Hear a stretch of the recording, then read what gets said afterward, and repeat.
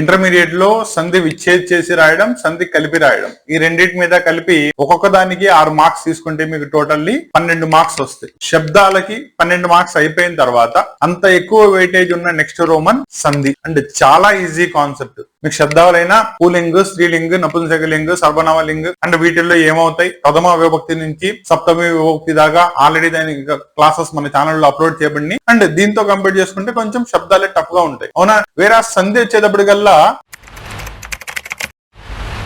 10th class దాకా మీరు already తెలుగులో లేదా హిందీలో గానీ చదివారు. మళ్ళీ వాటి గురించి ఇంటర్మీడియట్ ఫస్ట్ ఇయర్ లో వస్తుంది. అంటే జాగ్రత్తగా గుర్తుపెట్టుకోండి, సెకండ్ ఇయర్ లో మళ్ళీ సంధి విచ్ఛేద్ చేసి రాయడం, సంధి కలిపి రాయడం మళ్ళీ వస్తుంది. కాబట్టి సంధి అనేది మీకు సాంస్క్రిట్ లో one of the most easiest one and most scoring కూడా చేసుకునే ఛాన్స్ ఉంటుంది. సో మరి ఇంత ఇంపార్టెంట్ అయిన సంధి విచ్ఛేద్ గానీ సంధి చేయడం గానీ మాకు అర్థం కావట్లా, ఏం ప్రాబ్లం లేదు. ఈ రోజు క్లాస్ సెషన్ లో వాటి గురించి క్లియర్ గా డిస్కస్ చేస్తాను. మీకు టోటల్లీ సిలబస్ లో 6 సంధులు ఉన్నాయి. వాటిల్లో సవర్ణ దీర్ఘ సంధి, గుణ సంధి, యణాదేశ సంధి, వృద్ధి సంధి, ఈ 4ని ప్రాపర్లీ చదువుకోండి. దీంట్లో కనుక చూసుకున్నట్టయితే సవర్ణ దీర్ఘ సంధి మళ్ళీ లాస్ట్ లో వచ్చే యణాదేశ సంధి ఇవి రెండు ఆల్మోస్ట్ ఒకలా ఉంటాయి. మధ్యలో ఉన్న వృద్ధి సంధి అండ్ గుణ సంధి ఇవి రెండు ఒకలా ఉంటాయి. రూల్స్ తో సహా అంటే ఏంటి, సంధి సూత్రంతో సహా చెప్తాను. ఎందుకంటే మీకు రేపు సంధి అడిగినప్పుడు మీకు 2 రోమన్స్ కనుక చూసుకున్నట్టయితే ఫస్ట్ చూసుకోండి, 3ని సంధి విచ్ఛేద్ చేసి రాయమన్నాడు. ఇలా విచ్ఛేద్ చేసి రాయినందుకు ఇక్కడ మీకు 6 మార్క్స్ వస్తాయి. అలాగే నెక్స్ట్ ఇది కనుక చూసుకున్నట్టయితే 13th రోమన్ సంధి ఆల్రెడీ వాడే విచ్ఛేద్ చేసేస్తాడు, సంధి కలిపి రాయాలి. అండ్ ఇక్కడ కూడా మీరు సంధిని కలిపి సంధి పేరేమవుతుందో రాయాలి, సూత్రం రాయక్కర్లేదు, ఏ సంధి జరుగుతుందో చెప్పాలి. అది కూడా చేసినందుకు 6 మార్క్స్. సో 6 + 6 టోటల్ ఇక్కడ మీకు 12 మార్క్స్ వస్తాయి. ఓకేనా? అండ్ దీంట్లో మీరు జాగ్రత్తగా కనుక గుర్తించినట్టయితే మీకు 6 ఇస్తున్నాడు, వాటిల్లోంచి ఏమైనా 3ని రాయమన్నాడు. కరెక్టేనా? మీకు నేను ఎన్ని నేర్చుకోమని చెప్పాను, 4 నేర్చుకోండి అని చెప్పాను. అవునా? బికాస్ సిలబస్ లో 6 ఉన్నాయి, ప్రతి దాని నుంచి ఒకటి అడగాలి. దానిలో ఫస్ట్ 4 తీసుకుంటే నేను మీకు చెప్పిన దానిలో నుంచే వచ్చేస్తాయిగా. అవునా? ఒకటి అడిషనల్లీ కూడా నేర్చుకుంటున్నారు అండ్ ప్యాటర్న్ కూడా నేర్చుకోవడం సిమిలర్ గా ఉంటుంది. సో దట్ ఈజీలీ స్కోర్ ని గెయిన్ చేసుకునే ఛాన్స్ ఉంటాయి. సో ఓవరాల్ గా 1 by 1 సవర్ణ దీర్ఘ సంధి దగ్గర నుంచి లాస్ట్ లో ఉన్న యణాదేశ సంధి దాకా ఎగ్జాంపుల్స్ తో సహా ఎక్స్ప్లెయిన్ చేస్తాను, జాగ్రత్తగా చూసుకోండి. ఓకేనా? 12 మార్క్స్ మిస్ అవ్వకూడదు కానీ మళ్ళీ సాంస్క్రిట్ లో మనం ఏమంతా 99 మినిమం గెయిన్ చేయాలి. ఓకేనా? దానికి తగ్గట్టుగానే మీకు ఆల్రెడీ సాంస్క్రిట్ కి సంబంధించిన మోడల్ పేపర్ అండ్ దీంట్లో నిబంధ ప్రశ్నలు ఎలా రాయాలి, శ్లోకాన్ని ఎలా రాయాలి, దాంతో పాటు ప్రజెంట్ గ్రామర్ లో వచ్చినట్టయితే శబ్దాలు ఎలా రాయాలి, అలాగే ఈ సెషన్ లో మీకు సంధి విచ్ఛేద్ చేసి రాయడం, సంధి కలిపి రాయడం, ఈ రెండు చెప్తున్నాం. ఇవి అయిపోయిన తర్వాత రిమైనింగ్ రోమన్స్ కూడా కవర్ చేస్తాం. కాకపోతే మీకు బిఫోర్ ద బోర్డ్ ఎగ్జామ్స్ అవి కవర్ అవ్వాలి కాబట్టి దీనిలో మీరు ఏదైతే ప్రిపరేషన్ లో ఫాస్ట్ గా కోరుకుంటున్నారో మీరు కింద కామెంట్ లో తెలియజేయండి, వాటిని ముందు చేయడానికి ట్రై చేస్తాను. క్లారిటీ వచ్చిందా? సో దీనిలోకి వెళ్దాం.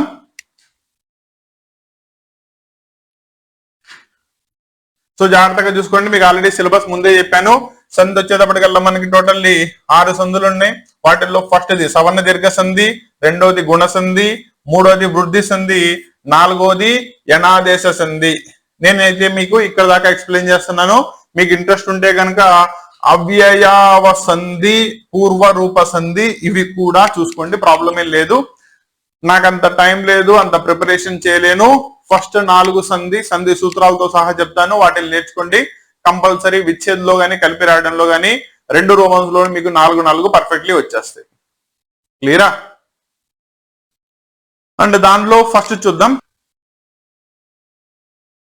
సో ఫస్ట్ సంధి వచ్చేటప్పటికల్లా సవర్ణ దీర్ఘ సంధి. ఓకేనా? ఒకసారి సవర్ణ దీర్ఘ సంధి యొక్క సూత్రాన్ని కనుక చూసుకున్నట్టయితే అకారహ అంటే అకారానికి సవర్ణాచ్యులు పరమైనప్పుడు. ఓకేనా? ఇక్కడ మనం అకారాంత దీంట్లో వచ్చేటప్పటికల్లా ఆ, ఈ, ఉ, రు ఈ 4 తీసుకుంటాం. వీటికి గనక వాటి యొక్క అవే అచ్చులు గనక పరమైతే, ఓకేనా? అంటే సంధి సూత్రం ఏమైనప్పుడు ఆ, ఈ, ఊరులకు అవే అచ్చు గనక పరమైనట్టయితే మీకు కంపల్సరీగా దాని యొక్క దీర్ఘం ఆదేశం అవుతుంది. దీన్నే మీరు సవర్ణ దీర్ఘ సంధి అంటారు. ఓకేనా? జాగ్రత్తగా చూసుకోండి. ఫస్ట్ దానిలో ఆకి ఆ గాని, ఆకి సెకండ్ ఆ గాని, లేదా సెకండ్ ఆకి ఆ గాని, లేదా సెకండ్ ఆకి సెకండా గాని వీటిల్లో ఏదొచ్చినా జాగ్రత్తగా చూసుకోండి. దీర్ఘం మీకు ఏమైంది? ఏకాదేశం కింద వచ్చింది. జాగ్రత్తగా చూడండి. దట్ ఈస్ పరమ ప్లస్ అర్ధ్. పరమలో మీకు అకారం ఉంది, అలాగే దీనిలో ఫస్ట్ లో అకారం వచ్చింది, అదే అచ్చు వచ్చింది. వచ్చినప్పుడు పరమ ప్లస్ అర్ధ్ పరమార్థ్ దీర్ఘం ఆదేశంగా వచ్చిందా? అలాగే రెండోది చూసుకున్నట్టయితే రామ ప్లస్ ఆలయ్ రామాలయ్ మాకి దీర్ఘం వస్తుంది. అంటే దాని మీనింగ్ ఏంటి? ఫస్ట్ లో ఏదైతే మీరు రాస్తారో ఓకేనా, అది ఆ ఈ ఊరులలో ఎవరైనా అయి ఉండొచ్చు, దానికి దీర్ఘం ఆదేశం అవుతుంది అంతే తప్ప రెండో దానికి కాదు. అంటే ఇక్కడ విద్యా ప్లస్ అభ్యాస్ విద్యాభ్యాస్, విద్యా ప్లస్ ఆలయ్ విద్యాలయ్, వీటన్నిటిలో కూడా దీర్ఘం ఆదేశంగా వస్తుంది కాబట్టి అవన్నీ కూడా మీకు సవర్ణ దీర్ఘ సందులు అవుతాయి. ఓకేనా. అలాగే ఇత్వంలో చూడండి, కపి ప్లస్ ఇంద్ర కపీంద్ర, కవి ప్లస్ ఈర్ష దట్ ఈస్ కవీక్షర, మహి ప్లస్ ఇంద్ర మహీంద్ర. ఓకేనా. వీటన్నిటిలో కూడా ఏమైంది? దీర్ఘం ఆదేశంగా వస్తుంది. అలాగే ఉకారం కనుక చూసుకున్నట్టయితే సు ప్లస్ ఉక్తి సూక్తి. జాగ్రత్తగా అబ్జర్వ్ చేయండి. ఇక్కడ సూక్తి కాస్త ఏమైంది? సూక్తి దీర్ఘం ఆదేశంగా వచ్చింది. అలాగే గురు ప్లస్ ఊహ గురూహ. నెక్స్ట్ వధు ప్లస్ ఉక్తి వధూక్తి, వధు ప్లస్ ఊహ వధూహ.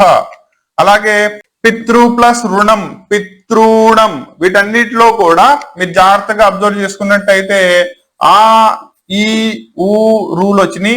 వీటన్నిటికీ కూడా మళ్ళీ అవే అచ్చులు పరమైనవి. ఓకేనా. అప్పుడు సంధి జరిగినప్పుడు మీకు ఏమవుతుంది? మొదటి దాని యొక్క అచ్చు ఏదైతే మీరు తీసుకుంటారో దానికి దీర్ఘం ఆదేశంగా వస్తుంది, అంటే దీర్ఘం పలుకుతుంది. అలా పలికినప్పుడు వాటన్నిటిని ఏమంటారు? సవర్ణ దీర్ఘ సంధులు అంటారు. రెండోది, దీనిలో క్వశ్చన్లు ఎలా అడుగుతారు?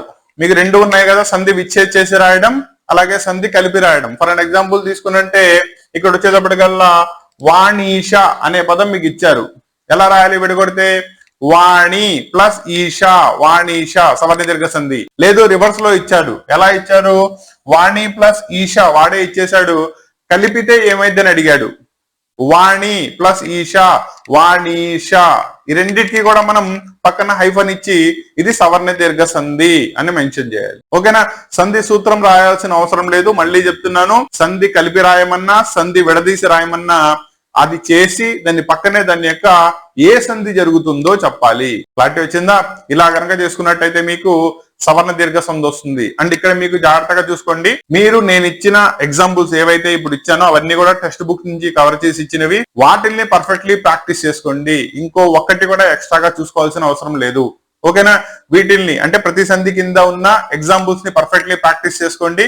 బోత్ రెండు పద్ధతుల్లోనూ, అంటే సంధి వాడే ఇచ్చేస్తే దట్ ఈస్ కలిపి ఇచ్చేస్తే విడదీసి రాయడం, లేదా విడదీసి ఇచ్చేస్తే కలిపి రాయడం. ఓకేనా. తర్వాత ఏది పరమైంది మీరు మెన్షన్ చేయాల్సిన అవసరం కూడా లేదు. జస్ట్ ఆ సంధి ఏ సంధి జరుగుతుందో చెప్పండి చాలు. ఓకేనా. దానికి పడే 2 మార్క్స్ పడిపోతాయి. క్లియరా? ఎందుకంటే మీకు ఫస్ట్ దానిలో విడదీసి రాయడంలో తీసుకున్నారనుకోండి, 6 ఇస్తాడు, 3 రాయాలి. 3 సంధుల్ని విడదీసి ఏ సంధి జరుగుతుందో చెప్తే 6 మార్క్స్ వస్తాయి. అంటే ఒక్కో దానికి ఎంత వస్తున్నాయి? 2 మార్క్స్. కాబట్టి దీనికి పడే 2 మార్క్స్ పడిపోతాయి. అలాగే దీంట్లో నెక్స్ట్ సంధి చూద్దాం, గుణసంధి. ఓకేనా.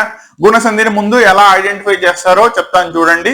దీనిలో కనుక చూసుకున్నట్టయితే అకారానికి ఈ ఊ రు ఇవి 3 గనక పరమైనట్టయితే వరుసగా దీనికైతే గనక ఏ వస్తుంది, దీనికైతే గనక ఓ వస్తుంది, దీనికైతే గనక అర్ వస్తుంది. సో సంధి సూత్రాన్ని కనుక చూసుకున్నట్టయితే అకారానికి ఈ ఊ రూలు పరమైనప్పుడు ఆకి ఈ పరమైతే ఏత్వం రావాలి, ఆకి ఊ పరమైతే ఓత్వం రావాలి, అలాగే ఆకి రూ పరమైతే అర్ రావాలి. జరుగుతుందా లేదా చూసుకోండి. ఫస్ట్ దానిలో దేవ ఇంద్ర, దేవ ప్లస్ ఇంద్ర దేవేంద్ర అయిందా? అలాగే గణ ప్లస్ ఈశ గణేశ జరిగిందా? కాబట్టి వీటన్నిటిలో కూడా అదే జరుగుతుంది. రెండో చూసుకున్నట్టయితే అకారానికి ఉ పరమైనప్పుడు ఓత్వం పలకాలి. జాగ్రత్తగా చూసుకోండి. నవ ప్లస్ ఉదయ్ నవోదయ్ ఓత్వం రావాలి. జాగ్రత్తగా చూసుకోండి. అలాగే విక్రమ ప్లస్ ఊర్వశీయం విక్ర మోర్వశీయం ఓత్వం పలుకుతుంది. కాబట్టి వాటిని ఏమంటారు? గుణసంధి కింద క్లాసిఫికేషన్ చేస్తారు. గుణసంధులు అర్థమైనట్టేనా? అలాగే రుత్వాన్ని చూడండి, ఆకి రూపరమైతే అర్ రావాలి అని చెప్పాను, అవునా? బ్రహ్మ ప్లస్ ఋషి, అర్ రావాలి, బ్రహ్మర్షి. ఇదిగోండి, కనబడిందా? అలాగే మహా ప్లస్ ఋషి, మహర్షి, అర్. గుణసంధి అర్థమైనట్టేనా? దీనిలో కూడా ఇవి ఇచ్చిన ఎగ్జాంపుల్స్ ని మీకు ఒక్కో దానిలో 2-3 ఎగ్జాంపుల్స్ ఇచ్చాను, వాటిని జాగ్రత్తగా ప్రాక్టీస్ చేసుకోండి. మీ బోర్డ్ ఎగ్జామ్స్ లో అటు నుంచి ఇటు ఇచ్చినా, ఇటు నుంచి అటు ఇచ్చినా మీకు అవే కనబడతాయి. ఓకేనా? పేపర్ లీక్ చేయట్లేదు అనుకోండి, యాక్చువల్లీ టెక్స్ట్ బుక్ నుంచి ఉన్నాయి కాబట్టి వీటిల్లో నుంచి మోస్ట్ రిపీటెడ్లీ అండ్ ఈ సంవత్సరం ఎక్స్పెక్ట్ చేసేవి మీకు విడిగా తీసి ఇచ్చాను, కాబట్టి జాగ్రత్తగా ప్రాక్టీస్ చేసుకోండి. నెక్స్ట్ వృద్ధి సంధి, జాగ్రత్తగా చూసుకోండి. దీనిలో కూడా వృద్ధి సంధిలో ఏం జరుగుతుందో చెప్తాను. దీనిలో కూడా మీకు గుణసంధికి సిమిలర్ గానే ఉంటుంది. ఓకేనా? దీనిలో కూడా ఏమవుతుంది? అకారానికి, ఓకేనా, ఏది ఏ ఐ ఇవి రెండు కనుక పరమైనట్టయితే, అంటే వీటి మధ్యలో గనక సంధి జరిగినట్టయితే ఐకారము రావాలి. అలాగే అదే అకారానికి ఓ గాని ఔ గాని పరమైనప్పుడు ఔకారము రావాలి. మళ్ళీ చెప్తున్నాను, అకారానికి ఏ ఐలు పరమైనప్పుడు ఐకారము, అదే అకారానికి ఓ ఔలు పరమైనప్పుడు ఔకారము వచ్చినట్టయితే దాన్ని వృద్ధి సంధి అంటారు. సో జాగ్రత్తగా చూద్దాం. ఏక ప్లస్ ఏకహ ఇది పరమైంది కాబట్టి ఇక్కడ ఐత్వం పలకాలి. జాగ్రత్తగా చూసుకోండి. ఏకైకహ కాబట్టి ఏమైంది? ఇది కా కాస్త ఐత్వం ఏకైకహలోకి మారిపోయింది. అలాగే వసుధ ప్లస్ ఏవం వసుధైవం, కనబడుతుందా? అలాగే నెక్స్ట్ ఇది వీటికే గనక ఓత్వం గాని ఔత్వం గాని పరమైతే ఔత్వం ఏకాదేశం అవుతుంది. జాగ్రత్తగా చూసుకోండి. పరమ ప్లస్ ఔషధి పరమౌషధి, అబ్జర్వ్ చేశారా? అలాగే దివ్య ప్లస్ ఔషధం దివ్యౌషధం. సో దీంట్లో వీటిల్ని జాగ్రత్తగా ప్రాక్టీస్ చేసుకోండి. వృద్ధి సంధి అర్థమైనట్టేనా? కాబట్టి వృద్ధి సంధిలో గుణసంధి లానే ఉంటుంది. క్లియరా? దానిలో కూడా అకారానికి పరమే జరగాలి, ఇందులో కూడా అకారానికి సంధి జరగాలి. కాకపోతే ఇక్కడ జాగ్రత్తగా చూసుకున్నప్పుడు అకారానికి ఏ ఐలు పరమైనైతే ఐకారము, అకారానికి ఓ ఐలు పరమైనైతే ఔకారము కనుక వచ్చినట్టయితే వాటిల్ని వృద్ధి సంధి అంటారు. దీనిలో కూడా ఇచ్చిన ఎగ్జాంపుల్స్ ని పర్ఫెక్ట్లీ ప్రాక్టీస్ చేసుకోండి, సరిపోతుంది. ఇంకా మీకు సిలబస్ లో లాస్ట్ లో మిగిలిపోయిన సంధి యనాదేశ సంధి. ఫస్ట్ 3 పర్ఫెక్ట్లీ నేర్చుకోండి, వాటి నుంచి కంపల్సరీగా 3 వస్తాయి. ఆల్మోస్ట్ సీక్వెన్స్ కూడా అలాగే ఉంటుంది. మొదటిది సవర్ణ దీర్ఘ సంధి, రెండోది గుణ సంధి, అలాగే మూడోది వృద్ధి సంధిలో వస్తుంది. 4వది వచ్చేటప్పటికల్లా యనాదేశ సంధి. అడిషనల్లీ నేర్చుకోండి, ఒకవేళ పేపర్ టఫ్ అయినా కూడా మీకు మిస్ అవ్వకూడదు కదా. ఓకేనా? నా యనాదేశ సంధి గుర్తించడం కూడా చాలా ఈజీ. చూడండి, యనాదేశ సంధి వచ్చేటప్పటికల్లా సవర్ణ దీర్ఘ సంధికి సిమిలర్ గా ఉంటుంది. అక్కడ వచ్చేటప్పటికి మీకు ఆ ఈ ఊరులకు అసవర్ణాచ్యులు పరమైతే దీర్ఘం ఏకాదేశం అవుతుంది అంటారు. వేరే ఇక్కడ వచ్చేటప్పటికల్లా ఈ ఊరులకు మాత్రమే. సో ఈ ఊరులకు అసవర్ణములైన అచ్చులు పరమైతే వరుస పెట్టి ఈ గనక తీసుకున్నట్టయితే యా, ఊ తీసుకున్నట్టయితే వా, రుత్వం తీసుకున్నట్టయితే రా రావాలి. సో మళ్ళీ సంధి ఏం జరుగుతుందో జాగ్రత్తగా చెప్తున్నాను చూడండి. ఈ ఊరులకు అసవర్ణములైన అచ్చులు పరమైనప్పుడు, అంటే సింపుల్ గా అచ్చులు పరమైతే గనక ఈకి యా, ఊకి వా, రుత్వానికి గనక రా వచ్చినట్టయితే దాన్ని యనాదేశ సంధి అంటారు. ఎగ్జాంపుల్స్ తో చెప్తాను చూడండి. సో ఫస్ట్ దానిలో ఇతి ప్లస్ అత్రహ, ఓకేనా? సో ఫస్ట్ దానిలో తీసుకున్నట్టయితే ఇతి ఈ వచ్చింది, అత్రహ ఆ అనే అచ్చు పరమైంది, అవునా? సో ఈ అప్పుడు ఎలా మారిపోవాలి? యా కింద మారిపోవాలి. సో జాగ్రత్తగా చూడండి. ఇతి ప్లస్ అత్రహ ఇత్య, యా పలికింది అక్కడ, ఇత్యత్రహ యా పలికింది. నో అలాగే దేవి ప్లస్ ఆజ్ఞ దేవ్యాజ్ఞ యా పలికింది. సు ప్లస్ ఆగతం, సో సు అంటే ఉత్వానికి ఆ అచ్చుపరమైంది కాబట్టి వా రావాలి. అబ్జర్వ్ చేశారా? స్వాగతం. అలాగే మాతృ ప్లస్ ఆజ్ఞ ఋత్వం వచ్చినప్పుడు రా రావాలి కాబట్టి దీనిలో రా మాత్రాజ్ఞ వచ్చిందా? అలాగే లు ప్లస్ ఆకృతి లాకృతి రా. యనాదేశ సంధి అర్థమైనట్టేనా? కాబట్టి యనాదేశ సంధిలో ఈ ఊరులకు అచ్చు బలమైనప్పుడు ఈకి యా, ఊకి వా, రుత్వానికి గనక రా వచ్చినట్టయితే అటువంటి దాన్ని అనాదేశ సంధి అంటారు. మీకు హార్డ్లీ దీనిలో 5 ఎగ్జాంపుల్స్ ఇచ్చాను, పర్ఫెక్ట్లీ ప్రాక్టీస్ చేసుకోండి. విడదీనిలో ఒకటి, కలిపి రాయడంలో ఒకటి కంపల్సరీ కనబడుతుంది. ఓకేనా? మరి మిగతా 2 సందులు మీకు టైం సరిపోదు కాబట్టి నేను ఇవ్వట్లేదు. ఒకవేళ దాని గురించి కూడా మీకు ఇన్ఫర్మేషన్ కావాలంటే చెప్పండి, నెక్స్ట్ వీడియోలో దాన్ని రికార్డ్ చేస్తాను. ఓకేనా? సో ఇక్కడ దాకా అయితే మీకు ఓవరాల్ గా ఉన్న సిలబస్ లో 6 సందుల్లో 4 సందులు పర్ఫెక్ట్లీ సంధి సూత్రంతో సహా చెప్పాను. ఇది మీరు రాయాలని కాదు, ఓన్లీ మీకు అర్థం చేసుకోవడానికి. మీరు రాయాల్సిందల్లా సంధి విడదీసిస్తే కలిపి రాసి సంధి సూత్రం రాయాలి, అలాగే సంధి కలిపిస్తే విడదీసి సంధిని రాయాలి. ఏ సంధి జరుగుతుంది, సవర్ణ దీర్ఘ సంధ, గుణ సంధ, వృద్ధి సంధ, యణాదేశ సంధ, సరిపోతుంది. ఓకేనా?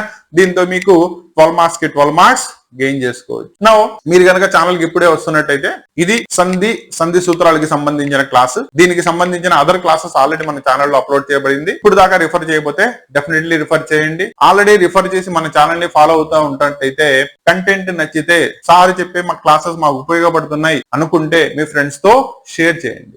ఓకేనా? సో దట్ మన క్లాసెస్ ఇంకా ఎక్కువ నెంబర్ ఆఫ్ స్టూడెంట్స్ కి రీచ్ అవ్వడానికి మీ వంతుగా హెల్ప్ చేసిన వాళ్ళు అవుతారు. క్లియరా? నెక్స్ట్ క్లాస్ సెషన్ లో మళ్ళీ కలుద్దాం.